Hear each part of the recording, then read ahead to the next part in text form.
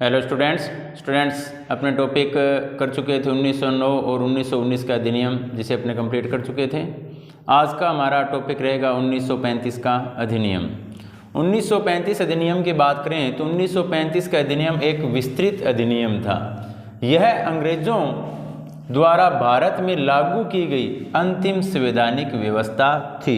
देखो, बात की जाए 1935 के अधिनियम की तो 1935 का जो अधिनियम था वह विस्तृत अधिनियम था और यह अंग्रेजों द्वारा भारत में लागू की गई अंतिम संवैधानिक व्यवस्था थी।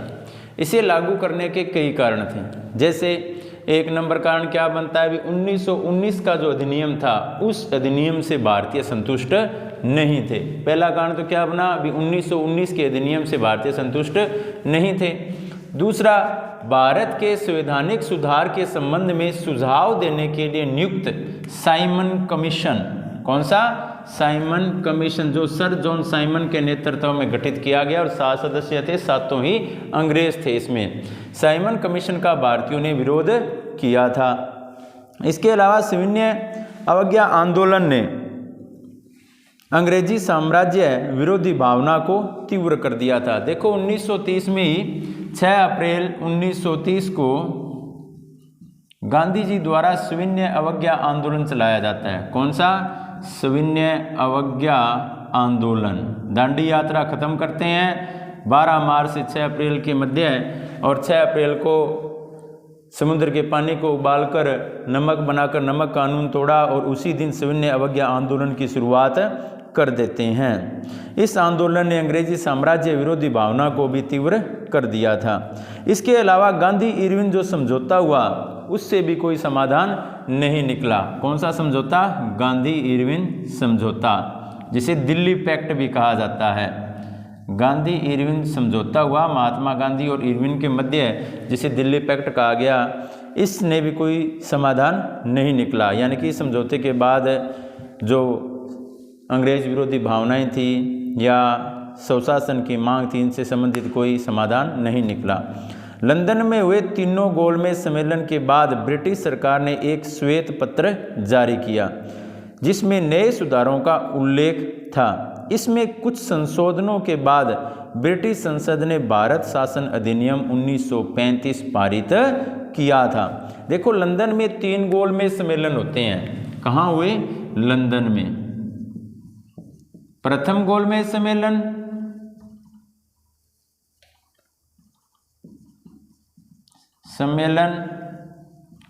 दूसरा गोलमेज सम्मेलन और तीसरा गोलमेज सम्मेलन। 1930, 31 और 32 को 3 गोलमेज सम्मेलन होते हैं। इन गोलमेज सम्मेलनों के बाद ब्रिटिश सरकार ने क्या किया था, एक श्वेत पत्र जारी किया था जिसमें नए सुधारों का उल्लेख किया गया था।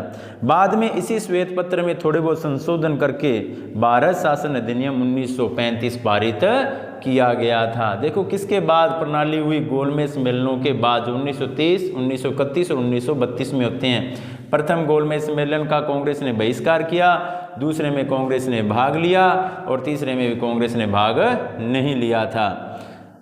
तो इन सम्मेलनों के बाद ब्रिटिश सरकार ने एक श्वेत पत्र जारी किया था जिसमें नए सुधारों का उल्लेख किया गया था। इसमें कुछ संशोधनों के बाद ब्रिटिश संसद ने भारत शासन अधिनियम 1935 पारित किया था। इस अधिनियम की अब अपने विशेषताएं पढ़ेंगे। आगे हमारा टॉपिक रहेगा 1935 अधिनियम की विशेषताएं। तो क्या क्या विशेषताएं रहती है इस अधिनियम की विशेषताएं। सबसे पहली विशेषता की बात करते हैं तो 1919 के अधिनियम द्वारा स्थापित प्रांतों में द्वैध शासन को समाप्त किया गया और प्रांतों को पूर्ण स्वायत्तता प्रदान की गई। देखो, 1919 अधिनियम के अंतर्गत क्या किया गया था, प्रांतों में द्वैध शासन स्थापित किया गया था। क्या स्थापित किया गया, द्वैध शासन स्थापित किया गया था। 1919 अधिनियम के अंतर्गत प्रांतों में द्वैध शासन लागू किया गया था। ठीक है, लेकिन 1935 के अधिनियम में इस द्वैध शासन को हटा दिया गया था। द्वैध शासन लागू किया गया लागू किया गया, जिसे 1935 के अधिनियम के अंतर्गत हटा दिया गया और प्रांतों को क्या प्रदान की गई? स्वायत्ता प्रदान की गई थी। इसकी दूसरी विशेषता क्या थी? दूसरी विशेषता थी प्रांतों में 2 सदन वाली विधायिका की व्यवस्था की गई। 2 सदन वाली विधायिका की व्यवस्था की गई। कहाँ की गई? प्रांतों में। कितने सदन वाली व्यवस्थापिका? 2 सदन वाली व्यवस्थापिका की व्यवस्था की गई। 6 प्रांत, जिसमें बंगाल, मद्रास, बम्बई, संयुक्त प्रांत, आसाम एवं बिहार में द्विसदनी विधायिका की व्यवस्था की गई। इसमें एक तो उच्च सदन था जिसे विधान परिषद और एक निम्न सदन था जिसे विधानसभा कहा गया। जो 2 सदन होते थे वो कौन कौन से होते थे? एक तो उच्च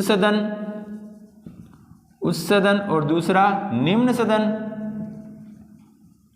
उच्च सदन कौन सा होता था? विधान परिषद। उच्च सदन को क्या कहा गया? विधान परिषद। और निम्न सदन को क्या कहा गया? विधान सभा। क्या कहा गया? विधान सभा कहा गया। तीसरी प्रमुख विशेषता इस अधिनियम की क्या थी? गवर्नरों द्वारा शासित प्रांतों एवं देशी रियासतों को मिलाकर इस अखिल भारतीय संघ की स्थापना का प्रावधान किया गया था। देखो इसमें क्या क्या मिलाया गया। एक तो प्रांतों एवं देशी रियासतों, एक तो थे प्रांत और दूसरे क्या थी? देशी रियासतें। इन सभी को मिलाया गया था इसके अंतर्गत। एक तरफ तो क्या थे? प्रांत, और प्रांतों के साथ किसको जोड़ा गया? देशी रियासतों को। और इन दोनों को मिलाकर यानी कि इन्हें आपस में जोड़कर क्या किस संघ की स्थापना की गई थी? अखिल भारतीय संघ की स्थापना की गई थी। इसकी चौथी विशेषता क्या थी? केंद्र में द्वैध शासन की व्यवस्था की गई। इस अधिनियम की चौथी व्यवस्था, केंद्र में द्वैध शासन की व्यवस्था की गई। देखो क्या हुआ? प्रांतों में से तो द्वैध शासन खत्म किया गया, ठीक है, लेकिन केंद्र में द्वैध शासन की व्यवस्था की गई थी। इस अधिनियम की 5वीं विशेषता क्या थी? 5वीं विशेषता के अंतर्गत सभी विषयों को 3 सूचियों में बांटा गया था। क्या किया गया? सभी विषयों को 3 सूचियों में बांटा गया था। 3 सूचियां कौन कौन सी थी? संघ सूची, प्रांतीय सूची और समवर्ती सूची। संघ सूची, प्रांतीय सूची और समवर्ती सूची।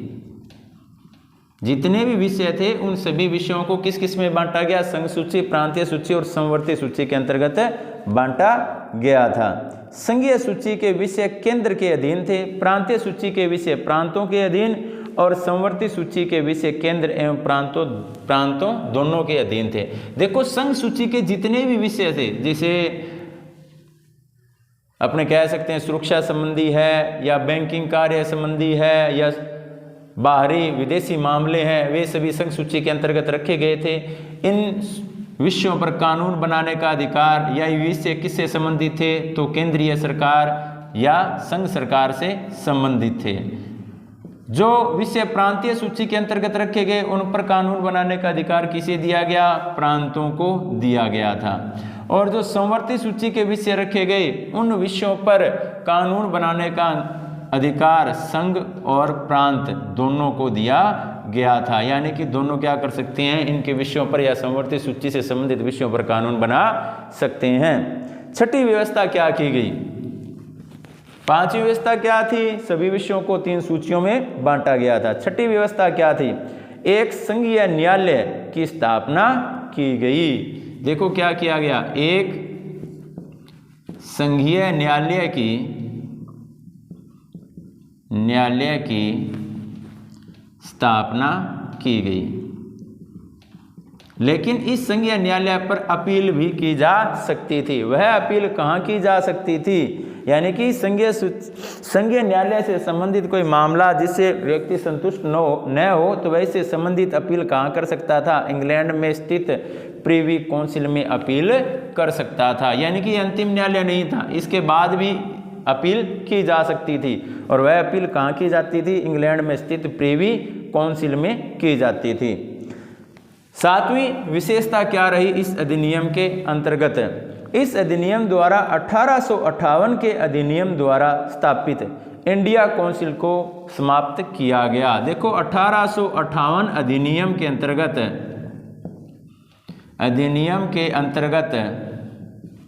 इंडिया काउंसिल की स्थापना की गई थी। इंडिया काउंसिल की स्थापना की गई, लेकिन 1935 के अधिनियम के अंतर्गत इस इंडिया काउंसिल को समाप्त कर दिया गया था।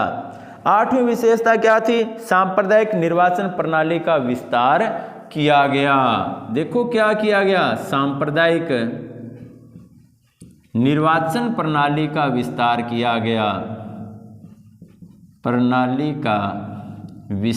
किया गया, देखो इससे पूर्व क्या था, सिखों के लिए अलग था, एंग्लो इंडियंस के लिए अलग था, इंडियन जो अन्य धर्म आधार पर बंटे हुए थे उनके अलग अलग निर्वाचन प्रणाली की व्यवस्था की गई थी। इसके अलावा इंडियन यूरोपियन जो लोग थे उनके लिए अलग व्यवस्था की गई थी, मुसलमानों के लिए अलग व्यवस्था थी निर्वाचन की। लेकिन अब की बार क्या किया, अब की बार सांप्रदायिक निर्वाचन प्रणाली के अंतर्गत दलितों को भी शामिल कर लिया गया। किसको, दलितों को भी शामिल कर लिया गया था, यानी कि दलितों के लिए भी अलग से निर्वाचन प्रणाली का गठन कर दिया गया था। नौवीं विशेषता क्या थी, एक केंद्रीय बैंक की व्यवस्था की गई थी। क्या की गई, केंद्रीय बैंक की व्यवस्था की गई थी। नौवीं विशेषता क्या थी, ये केंद्रीय बैंक की व्यवस्था की गई, जो कि किस नाम से पहचाना गया, भारतीय रिजर्व बैंक के नाम से पहचाना गया। RBI, reserve bank of India, यानी कि भारतीय रिजर्व बैंक के नाम से जाना गया। 10वीं व्यवस्था क्या रखी गई इसके अंतर्गत, या इसकी 10वीं विशेषता क्या थी, रेलवे के नियंत्रण, निर्माण, रख रखाव एवं संचालन के लिए एक संघीय रेलवे प्राधिकरण का प्रावधान किया गया। संघीय रेलवे प्राधिकरण की व्यवस्था भी की गई। किस अधिनियम के अंतर्गत, 1935 के अधिनियम के अंतर्गत। अब रेलवे के नियंत्रण, निर्माण, रख रखाव और संचालन के जो दायित्व था वह किस पर आ गया, संघीय रेलवे प्राधिकरण के अंतर्गत आ चुका था। 11वीं और अंतिम विशेषता क्या थी, ब्रह्मा को भारत से पृथक कर दिया गया था। देखो क्या किया गया, किसको, ब्रह्मा को भारत से पृथक कर दिया गया। ब्रह्मा को भारत से पृथक कर दिया गया।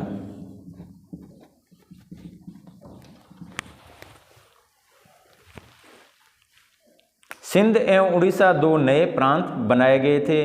ब्रिटिश भारत में प्रांतों की संख्या टोटल कितनी हो चुकी थी, इसके बाद 11 प्रांतों की संख्या हो चुकी थी, यानी कि प्रांत टोटल कितने बन चुके थे, तो 11 प्रांत बन चुके थे।